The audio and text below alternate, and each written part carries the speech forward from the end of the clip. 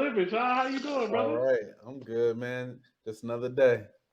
Man, bro, like yeah, y'all see my setup a little bit different, you know what I'm saying? But we making it happen out here. I think the real test of a team is, how they adhere through adversity.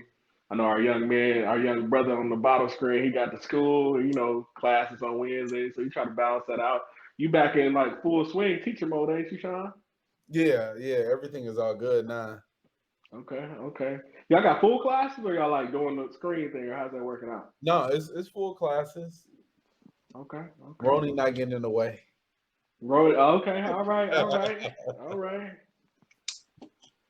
But welcome back to the show. You know what I'm saying? Today we talking about that net worth. You know what I'm saying? And we always talk about, we say the slinger phrase around here, you know what I'm saying? Your net worth is your network and your network is your net worth and things like that. But we wanted to bring it, full scale and, break down what net worth is. But before we get into that, we got our article of the week. And so our article of the week is we'll talk about the five richest tycoons, baby. Got Shout here. out to Uncle Jeff Bezos, man, getting to that bag. Man, Unc out here giving out all the inspiration, right? Right. Uh, so right here it says the world's five richest tech tycoons, including Elon Musk, Jeff Bezos, and Bill Gates, have already lost about 85 billion this year amid a brutal market sell-off. It's really interesting because everybody was talking about the sell-offs and why they're selling and doing these different things, and it's kind of crazy. Like when the billionaires they start selling, everybody start to freak out, even though they ain't nowhere close to their tax bracket. You know what I'm saying? But they do kind of dictate the market in a lot of ways, right? Because they create a lot of jobs. And so, a couple of these hit points, what I'm saying, this article Sean, wanted to talk about was so stock markets tumbled last week on fears about rising interest rates and inflation. The tech heavy NASDAQ index fell 8% last week and is down 13% this year. The world's five richest tech tycoons have collectively lost about 85 billion in 2022. And so, Sean, what about this article, really stuck out to you, brother? So our topic for today is net worth, right? Mm-hmm. And I was like, yo, I just saw something online talking about how a lot of the billionaires' net worth has decreased by quite a bit. But the thing is, when we think net worth, like we normally only think of rich people, right? Mm-hmm. So like we're Yep. thinking about the Jeff Bezoses, we're thinking about the Oprah Winfrey's, the Michael Jordans, and things of that nature. Because normally you don't think about income, you think about net worth, you think about what they're worth, right? Mm-hmm. So a lot of times articles are put out like this when it says, oh, these billionaires are down 85%, $85 billion, right? But at the end of Mm-hmm. the day, are they really down? That's the question. Because Mm. you're when you're thinking about your net worth, you're thinking about the price of your assets at that time, at that specific time. Like for instance, if we're talking about Jeff Bezos, since he's the first one on the screen, we know that he has a bunch of shares of Amazon, right? Mm-hmm. So if you looking up the shares of Amazon, when it goes up, his net worth goes up. When it goes down, his net worth go down because a big part of his net worth is tied into Amazon. It's not saying that Yeah. 100% of his net worth is tied into Amazon because maybe he has real estate. He might have some things in his life that we don't know about, right? But those are all tied Mm-hmm. into his net worth. And it goes with all the billionaires that's listed in this article. Like whatever they're known for is pretty much a big part of their net worth, but it may not be 100% of their net worth. And that's the reason why it fluctuates so often. Exactly. And it's interesting that you said that because you're talking about tangible and intangible assets, right? Like a stock is fairly tangible because it feeds a business, but at the same time, it's really sort of an intangible, right? Because they go up and they go down based off of the market. But at the same time, their ability to produce income, what I'm saying? That's not something that we can necessarily measure because if they stop talking in their own industry, they go talk to another industry like their net worth can skyrocket. Like we've seen them Mhm. transition from Amazon to the rockets to space to from chips to humanities and humanitarian affairs. And we know when you take care of different humanitarian affairs like Bill Gates is doing, it's one Mhm. of those things that expands all your opportunities to feed your money inside of it, right? Like you see that a lot of times. So that's really, really interesting. So what did you have something specific on that young investor? I'm just chilling out right now, but I was just find it. Well, this don't kind of relate. It wasn't talked about in the article though, but I was gonna say that a thing that I found kind of interesting though was it seems like Warren Buffett got the last laugh in terms of this sell-off. Because these, a lot of these guys, Jeff Bezos, Bill Gates, and all these other players like Elon Musk, they're down, and Zuckerberg is down too, because he owns Meta, so they've been selling off pretty bad. But not Jeff Bezos, but Warren Buffett actually, he owns Berkshire Hathaway, and a lot of those companies, those companies are rising in value right now in the midst of this sell-off, and so his net worth has actually gone up like $2 billion or something, I think. So I just kind of wanted to point that out. Everybody was, trying to get on Warren Buffett last year, but it seemed like he got the last laugh doing this sell-off. And that's amazing because Buffett focuses on what he is good at. He stays in his lane. Like, period. Over time, he's known to stay in his lane. I think it's his nephew or something. They've done a lot of renovation in Decatur, Illinois, but he does a lot of pouring into the communities. Because when I was reading, the book 𝗪𝗂𝗪, he talked about how the fact that like his grandkids got stock for Christmas, and they learned about the stocks and how those worked. And so they were working. They specifically grew up to work in the sectors of the stocks that they received and that they liked. So it creates a form of mastery, like Robert Greene talks about, in mastery, right? You stay in that lane and you kind of focus on that, and you brew that, and it's not narrow, right? It's not like a master of one thing, because that lane starts to expand. Coca-Cola, they got a bunch of different sodas underneath them, right? They got water underneath them. They got humanitarian stuff underneath them. They got tourism underneath them. They got globalization and international affairs underneath them, right?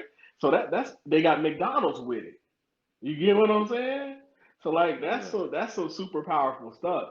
And like when you talk about, I'm glad that you made that comparison, because that's something that we wasn't necessarily thinking about with this lane. But it's awesome to think, and we're gonna talk about this with the Peloton next week. Y'all make sure y'all tap in. Yeah. We're gonna talk about this with the Peloton. Is what is the future of Peloton? Where have they gone, and where are they going? And is it a crapshoot? Is it a shot in the dark? Are they a failure? But when you're looking at stuff like that, you got to think about, hey, what's your competitors? Because if you ain't got no competitors, your net worth can continue to go up exponentially, or you can diversify and spread it across the pot. So the first thing we want to talk about is what is net worth. Go ahead, Shawn. So what is net worth? It says that it's the combination of what you own, which is your assets, and what you owe, which is your liabilities, that make up your personal net worth, right? So when I think of assets, thinking about 𝗬𝗪𝗀𝗀 𝗪𝗂𝗪, right? It's the things that put money in your pocket. But at the same time, at the end of the day, it's also things that you can sell, because at the end of the day, that can still make us money too. So I wrote down a few things on my list. So assets, stocks, property, crypto, land, cash, all of that is money, right? Mm-hmm. Now, some people would be like, a car is an asset. It's a depreciating asset, because the value of a car depreciates, it goes down, but it is an asset, right? Some people may say a house is a liability, not an asset. But again, it can be sold and it appreciates. So it could be an asset, especially if you decide to have rental properties, right? Yes. So now we get into the liability column. Simply debt, anything that takes money out of your pocket. So I'm thinking, a car could be a liability on this side because you got car debt, right? Or maybe you got a car that you really can't afford. It's a liability. That's or true. Property that you can't keep up. That could be a liability. Your student loans could be is a debt. So anything that under that umbrella can fall into that. Do y'all have anything to add to that? I do, on the fact that it's interesting, because what I'm starting to see a lot now, and I'm glad that as I read, I start to learn how people use their liabilities to turn them into assets. I think we have an amazing opportunity in this day and time, because you can put your car on, like on different apps, Turo, right? So if somebody has a whip when they need your out, you can take that extra home, in front of that, and do that differently, right? If you reach a certain tax bracket with the liabilities that you kind of do have, whether it's when you actually look at the tax law and how it's set up, like that depreciating asset might be an appreciating asset for you in the long run, depending on how you get your taxes done, right? And so, because if you're doing it on the business side, because Anton Daniels talks about this on his podcast. He talks about how the fact that like he rents where he lives, And then, you know what I'm saying, his businesses, he makes money off of those. You know what I'm saying? And a lot of those things, when you start calculating things and you got different things on the podcast, a lot of them are write-offs. If you use it for, you know, a business standpoint. And that's why, like, the book I'm reading, Tax-Free Wealth, is so powerful, because it's like a lot of these things, like, you're just not living your life like a business. You know what I'm saying? I'm glad Anton talks about marriage as a business. When you go into a marriage, you want to look at it, hey, can I be with this partner for a long time? And that starts to turn your liabilities into assets, because the taxes are different when you're married. The taxes are different when you live your life as a business. The taxes are different when you hire your kid inside of your business. That's life changing. That's a huge tax break when you actually look at it. So if you're making that 6 figure, you're getting over there, you know what I'm saying? You hire your kid on to do some work at the office. Like, I didn't even realize this because I got adopted my junior year. And, you know, shout out to Miss 𝗪𝗂𝗪𝗂𝗧 and her husband. They were just amazing people. But I used to work at the architecture firm, you know what I'm saying, on Saturdays. But the thing is, they could actually, they smart people. So low key, they was probably writing off all the money they was paying me because they was also taking care of me. I mean, why not? You know what I'm saying? So that, you know, that was just something that kind of stuck out to me, brother. What you got, young investor? Man, I was gonna say that's powerful, because I didn't even know about that.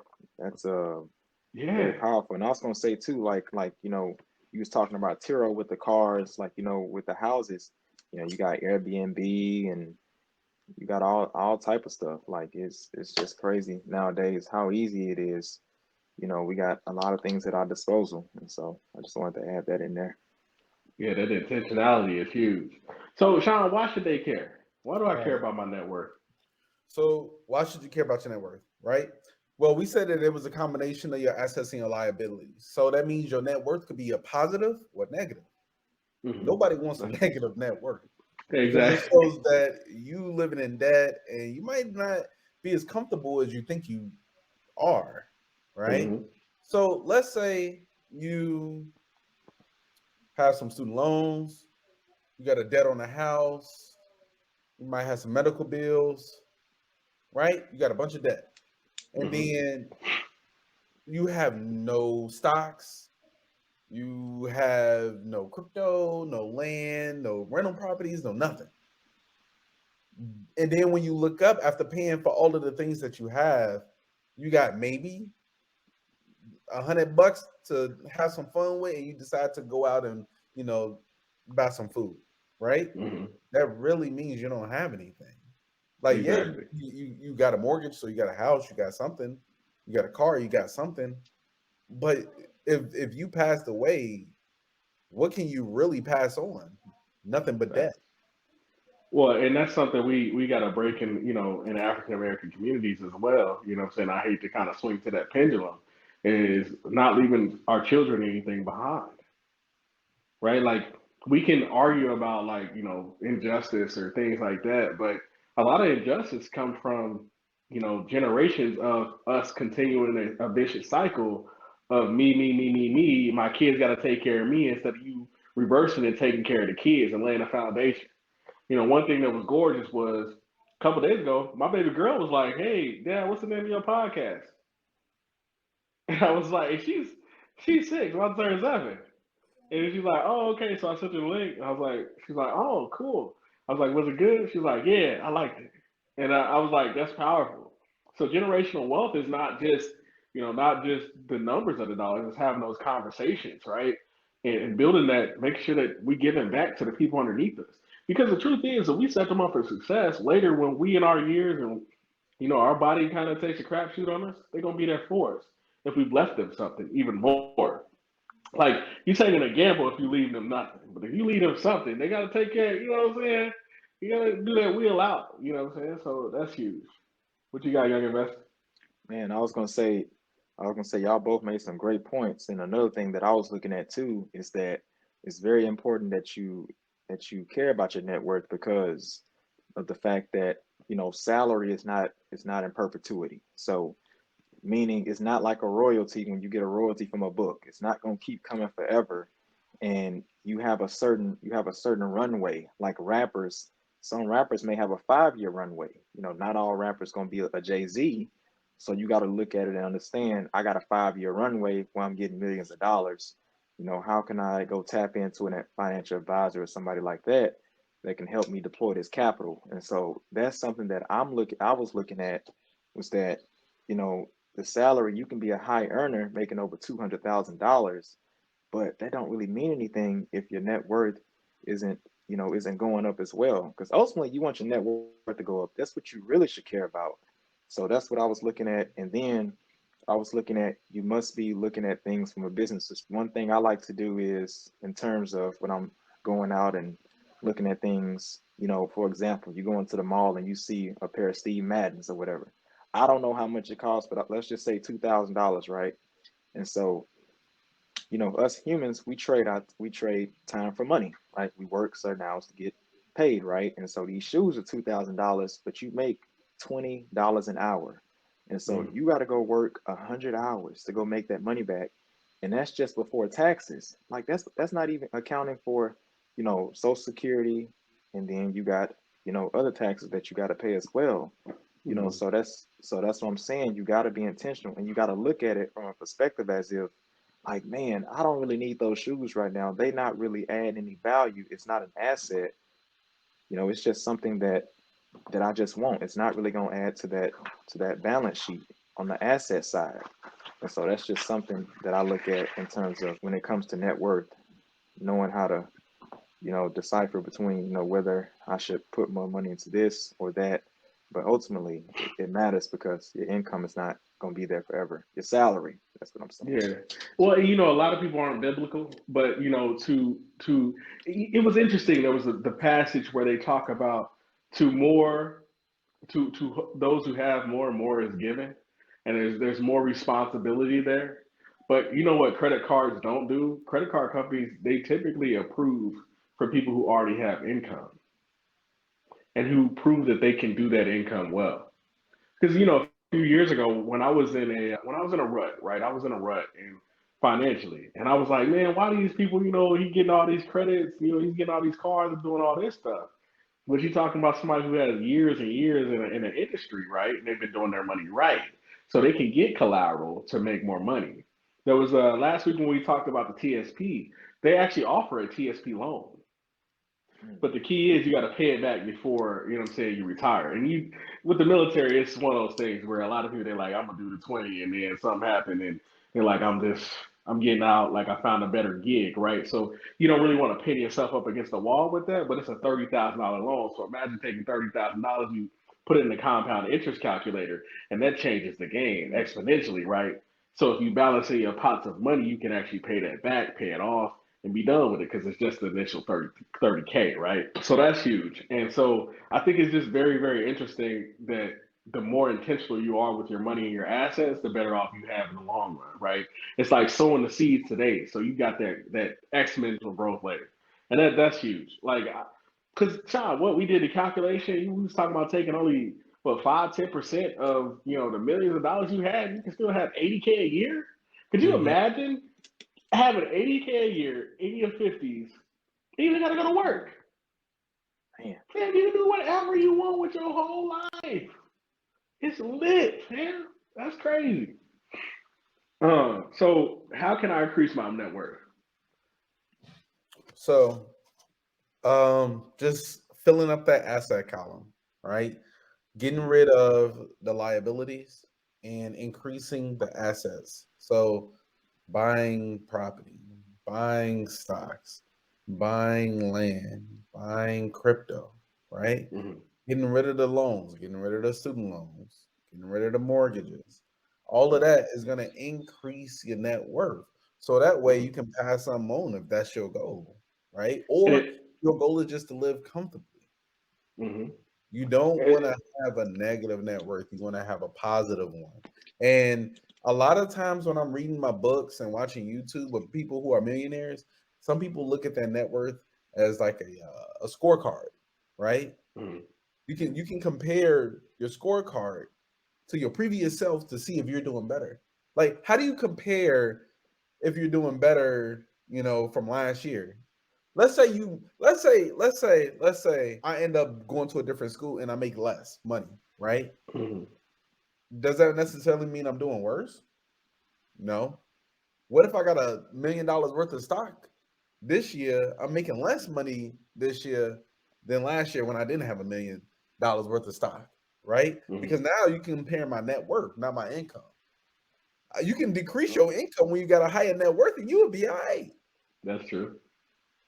Well, and the dopest part about that is by decreasing your debts, that's changing your income exponentially. You can be on $40,000-$50,000 salary and be living like a king or a queen, or like royalty as a team, right? Even more so, right? Because they swing with the 100,000 they got, but since you've been managing your money all along, you could set y'all up for success because you're more of a money manager, right? So now you're like, okay, well, we need to buy some assets so we can lower our tax burden, so we can actually live at the six-figure level without paying the six-figure taxes. I think people, they get it backwards when they're looking at taxes. Taxes weren't meant to hurt you, they were meant to help you. Because the system is set up to create more jobs, because the government understands they can't create all the jobs and manage them at the same time. They're just not going to pay you nearly as much.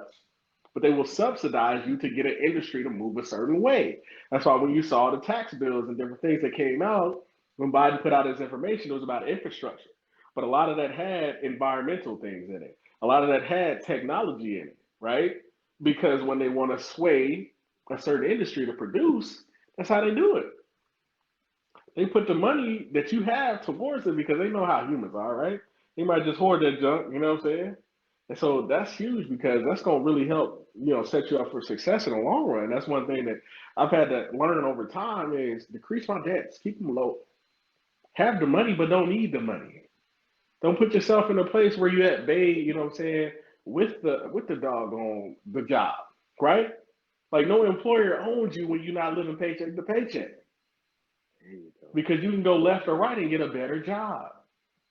But if you out there at the club every day, if you spending, relentlessly on the bottles, you get drunk every night, you got the cigarettes, you're not taking care of your body, so your medical bills is high.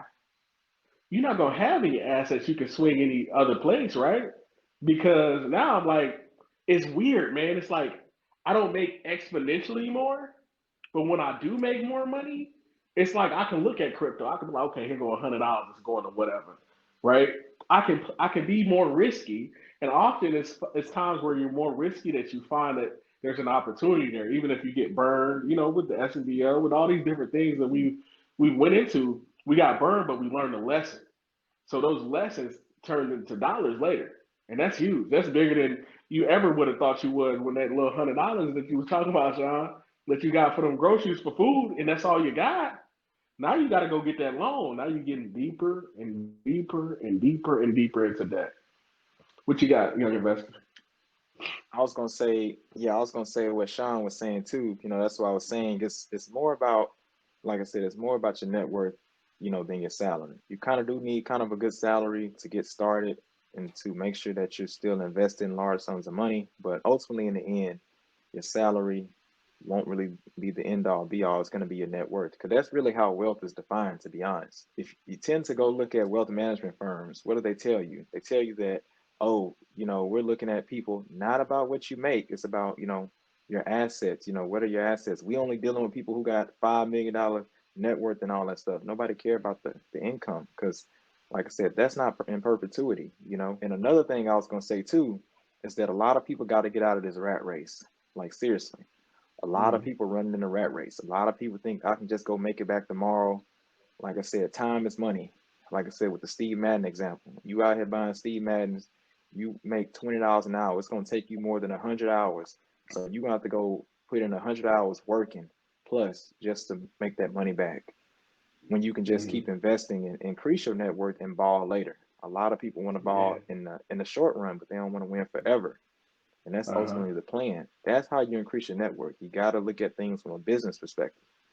You got to look at things that add value. Take advantage of, like Shawn said, stock options. Take advantage of all that stuff. HSAs, 401ks, all that different stuff. All that stuff matters, because that's how your wealth gonna be measured. You could be a high earner all day long and be broke. Yeah, But them people at them country clubs, those people at them country clubs, some people. They Yeah, and they network. just They got a chilling. network. They Chilling. just chilling. Like I go deliver packages. They like they ain't got no worries, baby. They I ain't tell even you. tripping. I tell you something that stuck with me. I remember. I never forget this. I was at a country club one time, and there was this man. He told me I forgot what the situation was, but I think this was like in high school or something. And this was when I really was like into Jordans and stuff like that. And I was just having a conversation with him. He's like, "Let me tell you something, young fella." He said, "See, I hate to say this, but in your community, y'all net worth is on your back." And I'm like, "What are you talking about?" But he was like, "Mine is on a piece of paper. I look at a balance sheet." And then I'm like, and that stuck with me for a while. And I was like, what did he mean on our back? And I had to look around and I'm like, okay, in our community, we all about wearing the MCM and the Gucci and everything. And for some of us, that's all we got. Just like during tax season, we sitting over there with a BMW, the house leaning on the side, but we got the brand new BMW with the speakers banging and all that stuff. But that stuck with me, man. We wear it on our back. And them other people, other people who are intentional, they got their stuff on paper. Yes. On paper. And it's measurable. It's measurable. You can look at that balance sheet. We looked at the TSPs last week. You can look at that balance sheet where the money going. It's crazy, right? But it's so motivating. That's so huge. So our next topic is, so what are the men of bag talk doing to increase their net worth? What you got, Shawn? Well, you already know I'm buying stock. Okay, All I gotta do is buy stocks, right? But what else are you doing with your debt? Well, I mean, as of right now, technically I don't have any debt. So see, my man. I mean, when I say I do, I'm gonna have a mortgage though. yeah, but that's minimal compared to where you was. Yeah, true. But at the same time though, like, even with the condo, Zora and I are already talking about, trying to pay off, the condo early, right? Like we've already had a discussion about, what we're gonna do, if we were to have children or want to move to a house. Like we're already talking about paying this off or setting this up to be a rental property, right? Okay. For either Airbnb or just, regular tenant. We like, oh man, we might be able to charge, $2,000 a month. Exactly. And if and let's say we stay here for 5 years, right?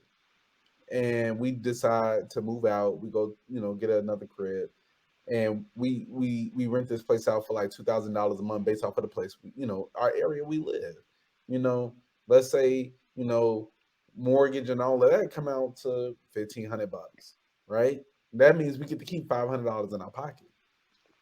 Right.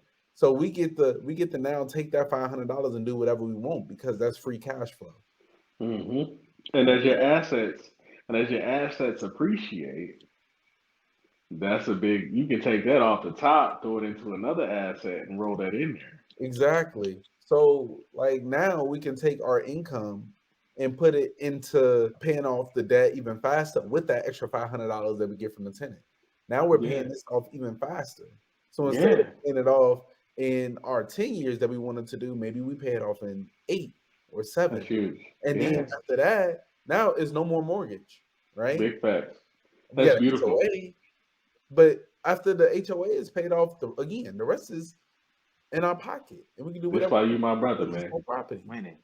Like he make. I mean, young investor. When you come out, you gonna be making more than Shawn. But Shawn out here making moves with what he got going on, and he was intentional with his relationship, his marriage, his future marriage, like his real estate. Being a teacher, only making $40K. You know what I'm saying? That's why I had to. Bro, I was like, man, I gotta get Shawn into something, baby. Because at first you was a little hesitant. I'm like, man, we need this story. You know what I'm saying?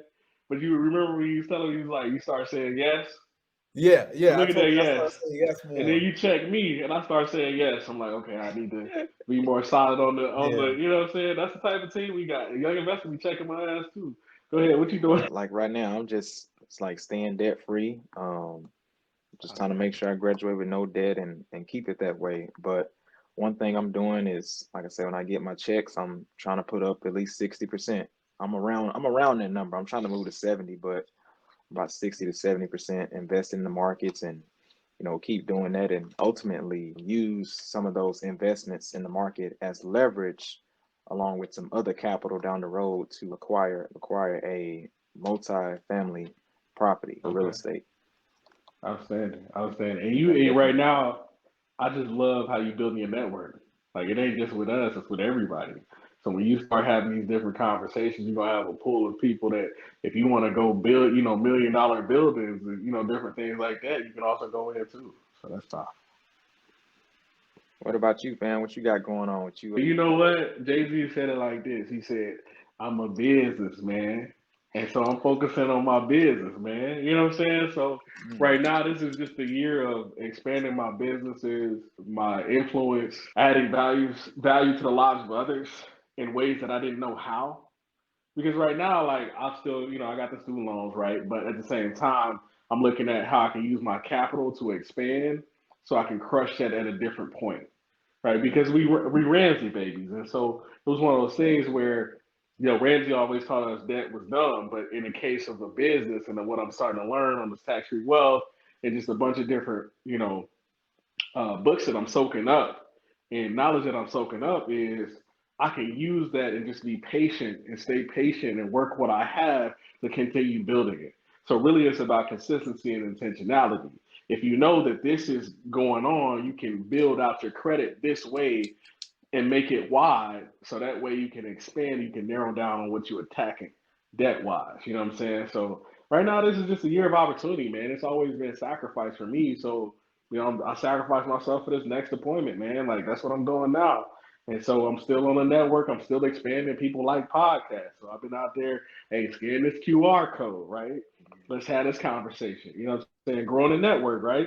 Eventually Bag Talk just gonna be, hey, y'all come in and y'all do y'all thing. You know what I'm saying? I show up as a guest appearance and we just keep doing different series. You know what I'm saying? Y'all populate on one, we start talking about money and the travel. You know what I'm saying? Okay, here go the dollars, here go the calculations, right?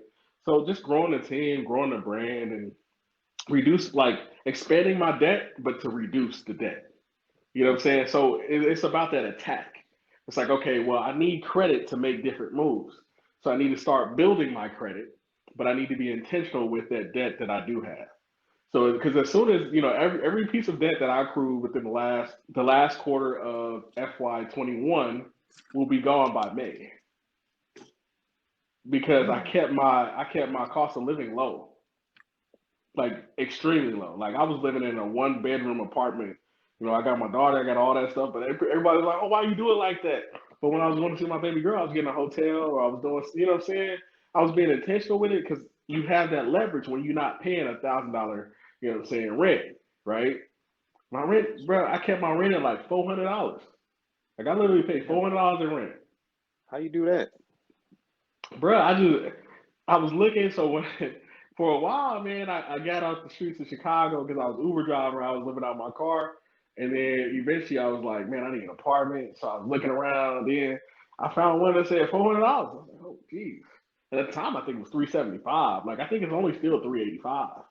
So I did that. But then I realized, like, when I went on the deployment, because I thought about getting a different apartment, I was like, well, they're going to pay you based off of the area you live in. That's how you get your basic allowance in housing because you still got to pay rent while you're gone. And so they go off a rank, and every year my pay goes up, and as my rate goes up, my money goes up. But if I keep it consistent and keep it down, I'm still good in those areas. So whatever's off the top, I can take it and invest it back in the business. I give my child's mom extra child support when I'm gone. You know what I'm saying? So everything is just smooth on the home front because ain't nobody hurting for nothing, right? And so I can funnel into the business. I can do this. I can do that. I can move differently because I was already intentional with what I already had. And even when I left, right, I told y'all, me and Shawn talked about this. I didn't have no car payments. I really don't even plan on having any car payments when I get back unless it's business related, but that's business related. There you go. So I'm going to get the little hoopty or whatever to ride around and, you know what I'm saying, to and fro. But then I'm going to have the truck for detailing. So that's a whole write-off right there because that's a business expense. So, it's just in moving intentional in everything that you do. Because sometimes you don't realize it's the skills that you have right now that's gonna change your life forever. Like Shawn, maybe one day you just start a tutoring service because you know what it's like to tutor people and what they need, right? But that could also be a nonprofit too, because that's how schools and organizations do it, brother. Like, you know what I'm saying? So your skill set is just right there. It's waiting for you to expand it and grow it. It's beautiful. I love what y'all doing as a family. Like y'all literally laying a blueprint. You know what I'm saying? Like when we had these conversations about the money in the bag, like even though we're in different, we make different money, we're in different tax brackets, we in, different stages of life, like age, stuff like that. Like I be feeding off of y'all. I'm like, man, okay, they moving like this. I can move a little bit there, and then we can just be intentional as a team. So I think, for this organization, we only going up because it's a learning process. But as we learn, we get to check each other. Like, hey, bro, did you see this? There's certain things you don't want to look at the time. You're like, I need to go back, swallow my pride, and make that decision, right? So that's beautiful. Y'all got anything before we, spin this one out? Yeah, I just wanted to say to the fellow people out here that's watching Bag Talk, make sure y'all like, share, and subscribe, and make sure y'all taking care of business. Play to win forever. Don't play to win tomorrow. Play to win forever. We don't want nobody getting left behind at the train station. So make sure you're being intentional, and make sure you allocating those dollars properly, making sure those employees, which is your dollars, make sure they're working for you. Just ultimately, Exactly. net worth is what it's all about in the end. That's all I wanted to say. Exactly. What you got for us, Shawn? The only thing I gotta say is let's all try to increase our net worth. If you even in the negative, pay off a credit card or something, make it less negative. And then in a few years, you're gonna look up and you're gonna be in a positive, right? And then once you're in that positive, now you just trying to beat your score from last year, right? So try to double up, on your net worth, every year or two. And then you look up, you'll be a millionaire in 10 years, 15 years. But you got to start by focusing on your net worth. That's huge, man, because you go from surviving to striving to thriving. And that's really when you see all the opportunities and the doors open up because you become virtually unstoppable because you've been relentless the whole time. So we appreciate y'all, Bag Talk family, for tapping in. I'm Tommy. I'm Shawn. And I'm Trey. And this is Bag Talk 101. Appreciate y'all.